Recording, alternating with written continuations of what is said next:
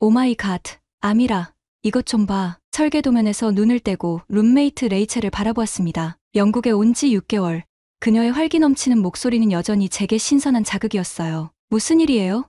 무심한 척 물었지만 사실 이런 방해가 반가웠습니다. 3시간째 씨름하던 공학 설계 과제에서 잠시라도 벗어날 수 있으니까요. 이거 한국 드라마인데 전 세계가 미쳐가고 있대요. 오징어 게임이라고. 레이첼의 노트북 화면에는 알록달록한 트랙슈트를 입은 사람들이 보였습니다. 평소 같았으면 대수롭지 않게 넘겼을 텐데 오늘따라 이상하게 시선이 멈추더군요. 안녕하세요. 저는 아미라 빈트 파하드 알사우드입니다. 사우디아라비아 왕족이에요. 하지만 지금은 그저 옥스포드 대학교 공학부의 평범한 2학년 학생이죠. 글쎄요. 평범한이란 단어가 적절할진 모르겠습니다. 어릴 때부터 저는 달랐어요. 다른 공주들이 패션과 파티에 관심을 가질 때 저는 아버지의 서재에서 건축 잡지를 몰래 훔쳐보곤 했답니다. 우리나라의 마천루들이 모래바다에서 솟아오르는 것을 보며 자랐거든요. 아버지, 제가 공학을 전공하고 싶습니다. 리아드 왕궁의 서재에서 그 말을 꺼냈을 때 아버지의 표정이 순식간에 굳어졌던 것을 아직도 생생히 기억합니다. 넓은 창문으로 쏟아지는 햇살 아래 아버지의 그림자가 길게 늘어졌었죠. 말도 안 되는 소리. 우리 가문의 여성이 건설 현장을 뛰어다닌다고? 그게 왕족의 품위에 맞는 일이라 생각하느냐? 아버지의 목소리에는 분노와 당혹감이 섞여 있었습니다. 서재 벽면을 가득 채운 구서들이 그날은 유독 무겁게 느껴졌어요. 하지만 아버지, 지금은 21세기입니다. 우리나라도 변화하고 있잖아요. 그건 남자들의 영역이다. 너는 외교나 예술을 공부해라. 그게 공주로서 해야 할 일이지. 아버지의 단호한 어조에 제 어깨가 움츠러들었습니다. 하지만 그때 어머니가 조용히 서재로 들어오셨어요. 여보, 아미라의 말을 한번 들어보는 게 어떨까요? 어머니는 영국에서 교육받으신 분이었습니다. 왕실의 전통을 지키면서도 현대적 가치를 이해하시는 분이었죠. 파하드, 세상이 변하고 있어요. 우리 딸이 공학을 통해 이루고 싶은 꿈이 있을 거예요. 어머니의 중재로 시작된 그날의 대화는 3시간이나 이어졌습니다. 제가 어릴 때부터 모아둔 건축 잡지들, 혼자 공부한 수학 노트들, 그리고 사우디의 미래를 위해 제가 꿈꾸는 계획들을 하나하나 보여드렸어요. 3개월 뒤에 다시 이야기하자. 결국 아버지는 한숨을 쉬며 그렇게 말씀하셨습니다. 그 3개월 동안 저는 매일 밤 아버지의 서재 앞에서 공부했어요. 아침이면 제가 공부한 내용을 정리해서 아버지의 책상에 올려두었죠. 건설공학이 우리나라의 미래에 얼마나 중요한지,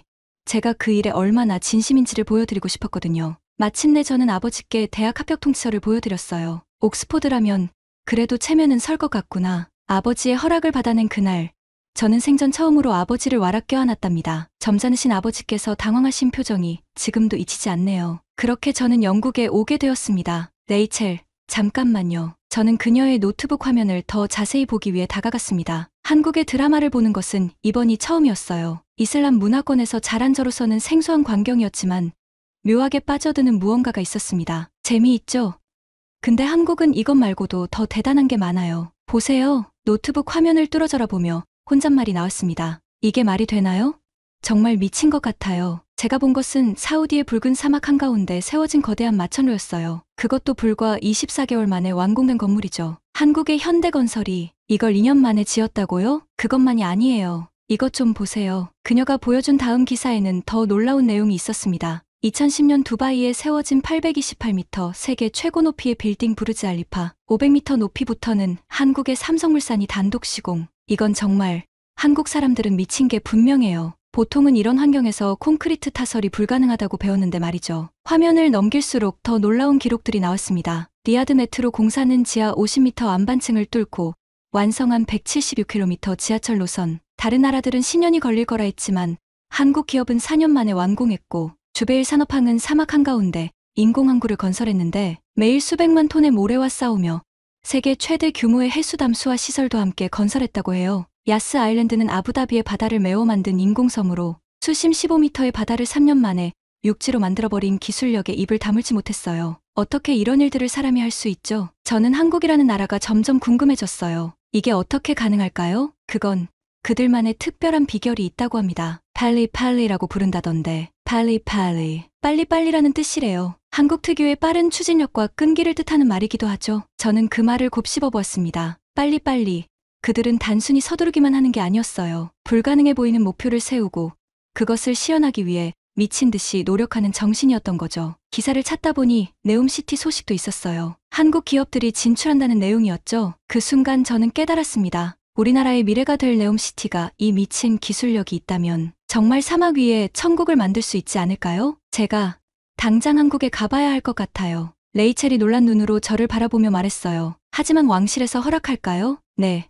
분명히 반대하시겠지요. 하지만 이 미친 기술을 배워와야 해요. 우리나라의 미래를 위해서요. 창밖으로 동이 트기 시작했습니다. 새로운 도전의 시작을 알리는 여명이었죠. 새벽녘, 저는 곧장 아버지께 이메일을 작성했습니다. 떨리는 손으로 키보드를 두드렸죠. 아버지, 제가 이번 학기 연구 프로젝트로 한국의 건설 기술을 연구하고 싶습니다. 특히 네옴시티에 참여하는 한국 기업들의 기술력을 꼭 배우고 싶어요. 하지만 메일을 보내지 못하고 지워버렸습니다. 이건 이메일로 전할 내용이 아니었어요. 직접 뵙고 말씀드려야 했습니다. 방학까지 한 달, 그때까지 준비를 해야겠어요. 서둘러 윌슨 교수님이 주신 명함을 들여다보았습니다. 서울공과대학교 건설환경공학부에 계시는 김성우 교수님이었어요. 교수님께 떨리는 마음으로 이메일을 보냈습니다. 김 교수님께, 저는 사우디아라비아에서 온 옥스포드 대학 공학부 학생입니다. 교수님의 사막 기후 건설 기술에 대해 깊은 관심이 있습니다. 제가 한국에 가서 교수님을 뵙고 배우고 싶은데 도움 주실 수 있을까요? 보내고 나서 한숨을 돌리려는 순간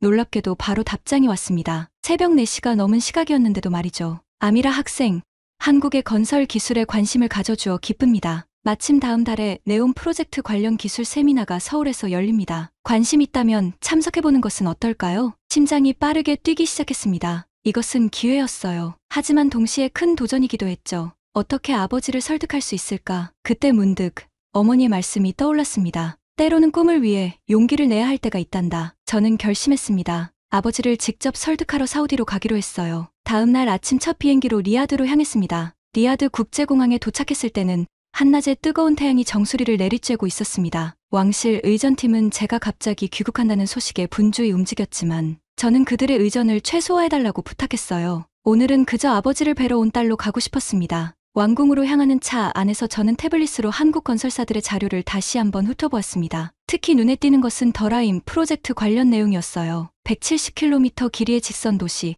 100% 신재생 에너지, 5분 거리 생활권. 이런 미래를 우리가 만들 수 있다는 걸 보여드려야 한다고 생각했어요. 왕궁에 도착한 후 아버지의 서재에서 기다리기로 했어요. 서재로 향하는 길은 이상하리만치 길게 느껴졌습니다. 벽에 걸린 우리 가문의 초상화들이 저를 지켜보는 것만 같았어요. 아미라, 뒤를 돌아보니 어머니께서 서 계셨습니다. 어머니, 갑자기 찾아와서 죄송해요. 괜찮아. 무슨 일인지는 모르겠지만 내 눈빛을 보니 중요한 결심을 한 것 같구나. 어머니는 늘 그러셨어요. 제 마음을 꿰뚫어 보시는 것 같았죠. 어머니, 저 한국에 가고 싶어요. 그들의 건설 기술을 배우고 싶어요. 네옴시티에 우리나라의 미래가 달려있잖아요. 말이 목까지 차올랐습니다. 어머니는 잠시 저를 바라보시더니 따뜻하게 미소 지으셨어요. 그때였습니다. 서재 문이 열리며 아버지가 들어오셨어요. 리야드 왕궁의 서재는 늘 그랬듯 묵직한 침묵으로 가득했습니다. 오후의 햇살이 스테인드 글라스를 통해 비치며 바닥에 오색 찬란한 무늬를 그리고 있었어요. 아버지는 늘 앉으시던 창가의 높은 의자에 앉아 계셨습니다. 저는 준비해온 모든 자료를 꺼내놓았습니다. 한국 건설사들의 사막 극복 기술,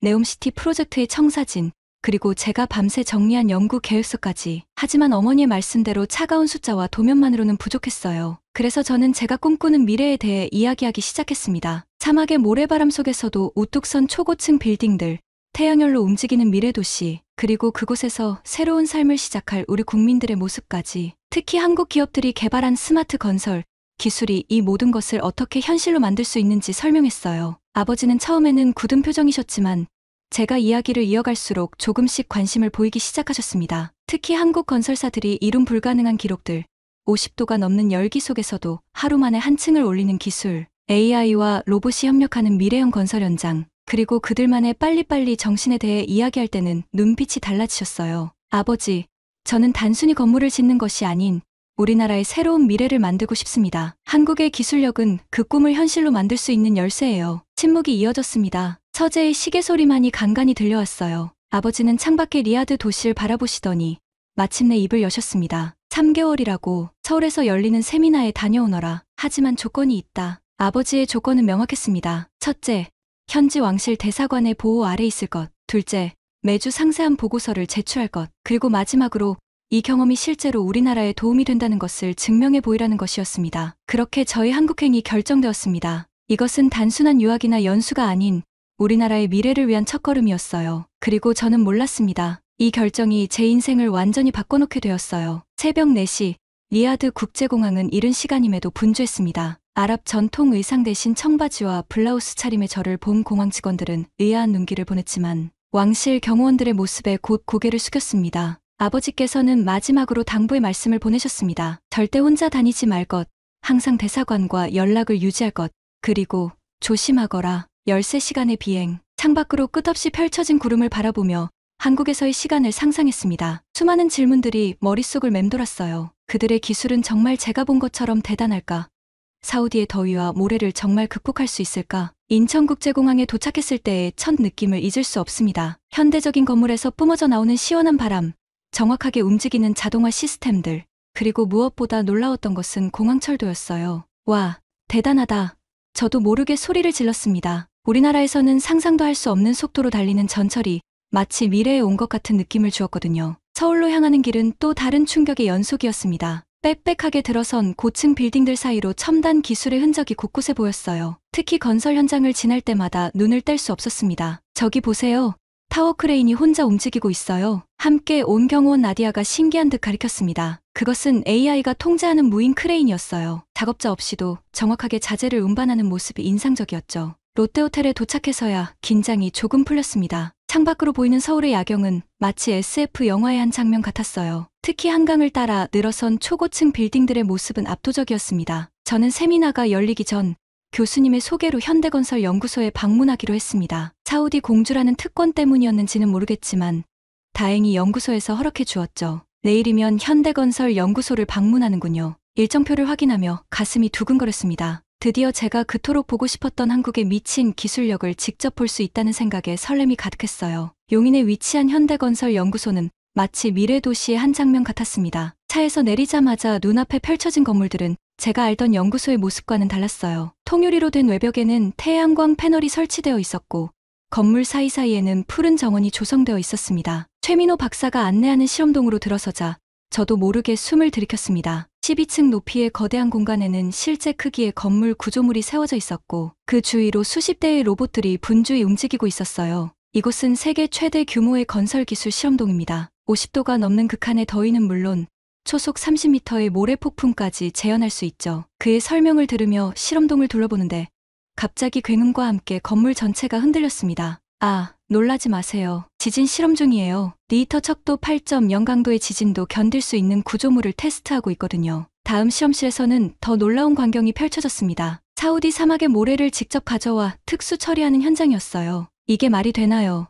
한국 사람들은 진짜 미쳤어요. 연구소의 대형 스크린에 떠있는 영상을 보며 저도 모르게 감탄사가 터져나왔습니다. 50층 높이의 건물이 단 30일 만에 완성되는 타임랩스 영상이었어요. 최민호 박사가 씩 웃으며 다음 영상을 틀었습니다. 사우디의 한 건설 현장. 50도가 넘는 한낮에도 로봇들은 쉬지 않고 움직였고 AI 크레인은 마치 춤을 추듯 정확하게 자재를 나르고 있었어요. 우리가 개발한 열광 로봇입니다. 인간이 견디기 힘든 극한 더위에서도 24시간 작업이 가능하죠. 그때였습니다. 갑자기 실험실 전체에 경보음이 울렸어요. 박사님, 모래 폭풍 테스트 중 구조물에 이상이 발생했습니다. 한 연구원이 급하게 뛰어들어왔습니다. 최 박사의 표정이 순식간에 굳어졌어요. 하지만 그렇게 시작된 36시간의 사투는 제 인생을 완전히 바꿔놓았습니다. 한국의 연구진들은 정말 미쳤더군요. 밤을 새워가며 문제를 해결하고 불가능해 보이는 상황에서도 포기하지 않았어요. 특히 최 박사님, 그의 눈빛은 마치 사막의 모래 폭풍과 맞서 싸우는 전사 같았습니다. 한밤중에 연구소는 긴장감으로 가득했습니다. 초속 30m의 강한 바람과 모래가 실험 구조물을 강타하는 가운데 빨간 경고등이 실험동 전체를 붉게 물들였습니다. 구조물 외벽의 압력이 임계치를 넘어섰다는 경고가 이어졌고 15분 안에 붕괴될 가능성이 90%라는 예측이 나왔습니다. 그때 저는 한쪽 모니터에서 특이한 패턴을 발견했습니다. 사막에서 자란 경험 덕분이었을까요?